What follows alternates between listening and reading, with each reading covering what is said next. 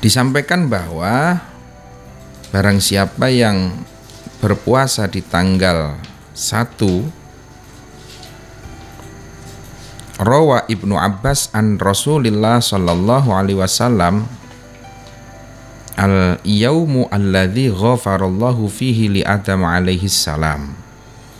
Jadi tanggal 1 Dzulhijjah itu adalah tanggal di mana Allah memberikan ampunan kepada Adam alaihi salam. Man shoma dzalikal yaum ghafarallahu lahu kulla dzanbin. Maka barang siapa yang mau berpuasa tanggal 1 Dzulhijjah, maka dia akan diampuni seluruh dosa-dosanya. Wal yaum as-sani, sementara kalau puasa di tanggal 2 Dzulhijjah, alladzi istajaballahu fihi du'a sayyidina Yunus alaihi salam, di tanggal itu Allah itu mengijabahi doanya Nabi Yunus alaihi salam. Sebagaimana yang kita pahami bersama-sama, Nabi Yunus alaihi salam diuji oleh Allah ketika dia dimasukkan fi batnil hut, di dalam perutnya ikan hut atau ikan paus. Nah, ketika Nabi Yunus berdoa, maka Allah membebaskan Nabi Yunus dari perut ikan paus itu tanggal 2 Dzulhijjah. Man shoma dzalikal yaum kaman abadallah sanatan kamilatan walam ya'sihi torfata ainin. Ini luar biasa. Puasa tanggal 2 Dzulhijjah, Dimas, pahalanya itu selaksa beribadah selama 1 tahun penuh kamilatan, walam ya'sihi torfata ainin, dan tidak bermaksiat sedikit pun meski hanya sekejap mata. Ini 1 tahun penuh loh. Kita sehari aja nggak maksiat, pernah nggak? Jadi puasa sehari ibarat ibadah setahun penuh tanpa maksiat. Itu hanya bisa dilakukan dengan berpuasa di tanggal 2 Dzulhijjah. Wal yaum as-salis huwa al-yaum alladzi istajaballahu fihi du'a sayyidina Zakaria. Barang siapa yang berpuasa di tanggal 3, tanggal 3 adalah tanggal di mana Allah mengijabahi doa Nabi Zakaria alaihi salam. Maka barang siapa yang berdoa di tanggal 3, berpuasa di tanggal 3, istajaballahu du'aahu, maka Allah akan mengijabahi doa-doanya. Amin. Jadi kalau tahun ini sedang punya hajat, mungkin apapun hajat, bisa jadi hajat pengen dapat jodoh tahun ini, Amin. bisa jadi hajat pengen dapat kerjaan tahun ini, hajat pengen punya rumah tahun ini, Amin. hajat pengen bisa daftar haji tahun ini. Amin. Apapun hajat Anda, jangan lupa puasa tanggal 3 Dzulhijjah. Man shoma dzalikal yaum istajaballahu du'aahu, maka Allah akan mengijabahi doa-doa yang kita panjatkan. Wal yaum ar-rabi' huwa al-yaum alladzi wulida fihi sayyiduna Isa alaihi salam. Tanggal 4 Dzulhijjah adalah tanggal di mana dilahirkan Nabi Isa alaihi salam. Man shoma dzalikal yaum, maka barang siapa yang berpuasa pada malam itu, nafallahu anhu al-ba'sa, maka Allah akan menghilangkan kefakiran. Nafallahu anhu al-ba'sa wal faqra, Allah akan menghilangkan darinya kefakiran dan kerupekan. Fakana yaumal qiyamati ma'asyafaratil bararatil kiram, dan ini yang penting, kelak di hari kiamat ia akan berkumpul dengan para malaikat. Jadi kalau hari ini kita lagi merasakan ada keruwetan, kesumpekan, kefakiran, ya tadi saya sarankan yang jualan kurma itu, ini jangan lupa puasa tanggal berapa tadi?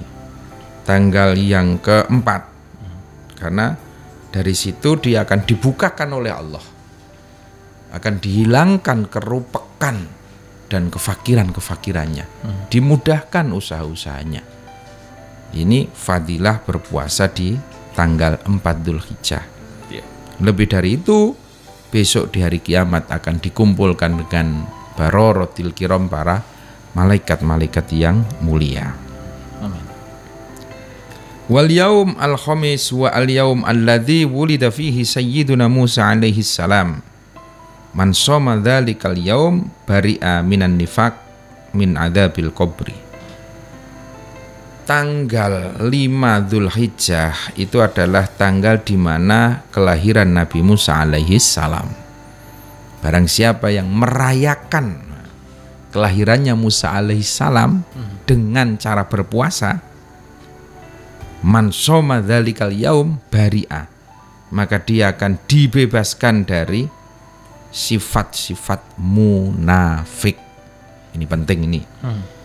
Au min adzabil qabri, dan akan dibebaskan dari siksa kubur.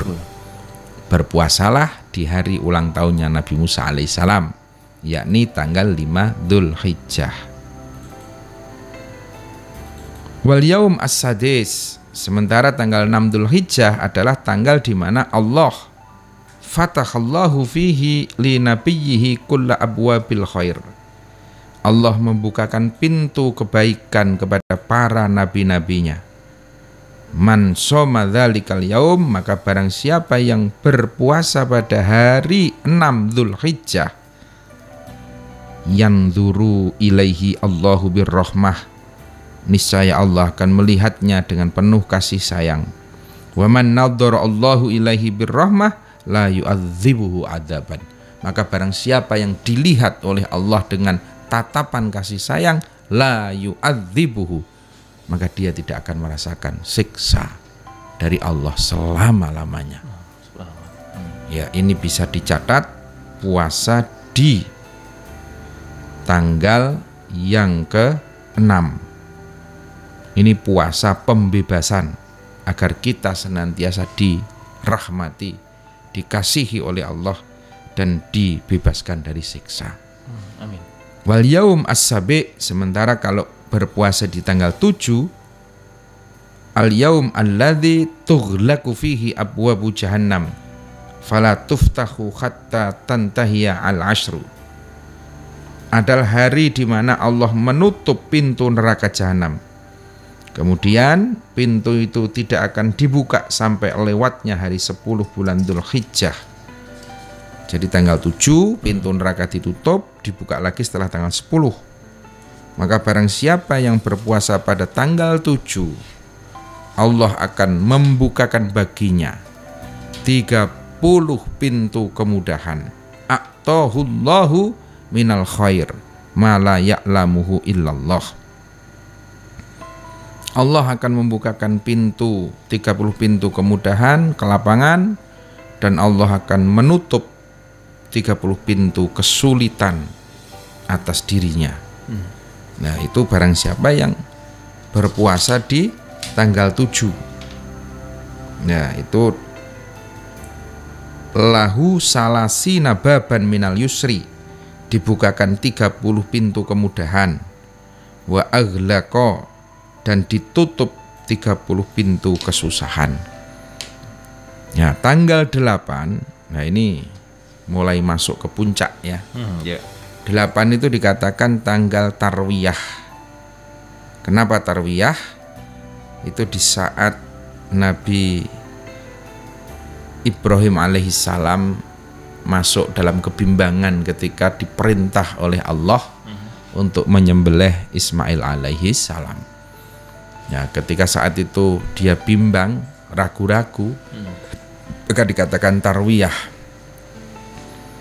Wal yaum as-samin huwa yaumut tarwiyah. Man shoma dzalikal yaum barang siapa yang berpuasa di tanggal 8 Dzulhijjah, maka Allah akan memberikan kebaikan la ya'lamuhu illallahu subhanahu wa ta'ala. Yang kebaikan itu seberapa besarnya, kebaikan itu seberapa bentuknya, seberapa lamanya, kayak apa, la ya'lamuhu, tidak ada yang tahu saking baiknya, illallah, kecuali Allah yang akan memberikan kepada kita. Wal yaum at-tasi, sementara tanggal 9 puncak dari puasa kita adalah yaum Arafah. Man shoma dzalikal yaum, barang siapa yang berpuasa di hari Arafah, kaffaratun lissanati al-madiyah, maka puasa tersebut akan menjadi kafaroh. Puasa tersebut akan menjadi penghapus dosa-dosa kita setahun yang telah lalu, wasanah al-mustaqbaliyah, dan setahun yang akan datang. Wahuwa al-yaum alladzi anzala fihi Allahu Ta'ala, karena di tanggal 9 Dzulhijjah itu adalah tanggal turunnya perintah Allah, turunnya kalam Allah, al-yauma akmaltu lakum dinakum wa atmamtu alaikum ni'mati wa raditu lakumul islam madina. Shadaqallahul adzim. Nah, pada surat Al-Maidah tersebut Allah menyempurnakan Islam itu di hari ke-9 bulan Dzulhijjah, atau yang disebut dengan bulan tanggal atau hari Arafah. Itu puncak dari puasa di bulan Dzulhijjah. Kalau kita masuk tanggal 10 adalah yaumul id wa yaumut tadhiyah, wa man qarraba fihi qurbanan kana kafaratun likulli dzunubin wa dzunubi iyalihi. Tidak boleh berpuasa di tanggal 10. Itu dikatakan hari Id, hari persembahan. Allah sedang menjamu seluruh umatnya. Maka diperintahkan untuk kurban, menyembelih kambing, menyembelih sapi, menyembelih unta. Itu adalah hari perjamuan. Waman qarraba fihi kurbanan, maka barang siapa yang melakukan qarraba, pendekatan kepada Allah dengan kurban, maka Allah akan menghapus dosa-dosanya likulli dzunubihi wa dzunubi iyalihi, dan menghapus dosa-dosa keluarganya. Itulah amalan-amalan yang bisa kita lakukan di bulan Dzulhijjah, dari mulai haji, terus puasa, terus kurban. Ini yang paling spesial. Juga nanti pada saat Idul Adha, Tasyrik, ini juga kita diperintahkan untuk memperbanyak membaca takbir.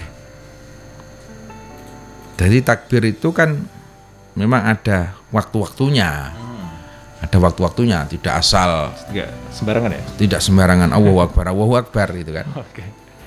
Jadi kalau ma min ayyamin a'dhama indallahi wa la ahabba ilaihi minal amal fihinna min hadhil ayyam al-ashri fakthiru fihinna minat tahlil wa takbir wa tahmid, gitu. Jadi amalan yang lebih dicintai oleh Allah, tidak ada yang melebihi amalan membaca takbir pada tanggal 1 sampai 10 Dzulhijjah, memperbanyak tahlil, memperbanyak tahmid, itu. Kalau takbir yang dibaca secara keras itu kan mulai tanggal 10 malam Id sampai 10, 11, 12, 13.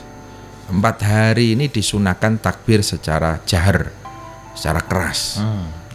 Kalau Idul Fitri itu kan cuma 1 hari. Allahu Akbar, Allahu Akbar, Allahu Akbar, itu cuma 1 hari. Tapi kalau Idul Adha itu 4 hari. Ini bedanya dalam hal membaca takbir. Jadi perbanyaklah membaca takbir. juga tahmid dan tahlil itu beberapa amaliyah yang bisa saya sampaikan. Monggo persiapan, ini mumpung masih panjang, bisa mulai hunting kambing. Kambingnya kambing Jawa nggak apa-apa itulah. Tapi nyembelihnya tanggal 10, 11 itu nanti menjadi kambing Islami. Iya.